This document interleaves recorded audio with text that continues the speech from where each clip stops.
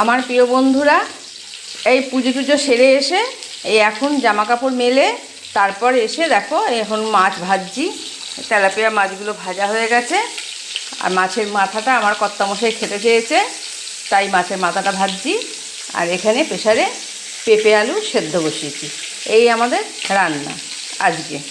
ছেলে বাড়িতে খাবে না, তাই আর ভাল লাগছে না রান্না করতে, এইটুকু দিয়ে সেরে দেবো, ঠিক আছে। আর এই মাছের ঝোলে এই যে সবজি কুটে রেখেছি আলু আর বেগুন, এই আলু বেগুন দিয়ে আদা জিরে বাটা দিয়ে আর বড়ি দেবো। ওই যে বড়ি রেখেছি চারটে বড়ি দেবো, দিয়ে ঝোল করব। তোমরা এইভাবে করে খেয়ে দেখো, আর কেমন লাগলো আমাকে জানিও।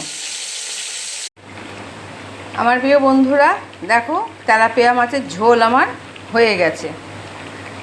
বন্ধুরা, আমি জানো সব সময় তোমাদের আমার ঘরোয়া রান্না যা হয় সেটাই তোমাদের সঙ্গে শেয়ার করি।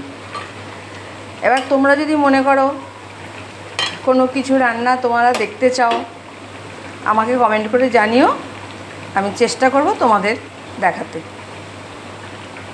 আসি।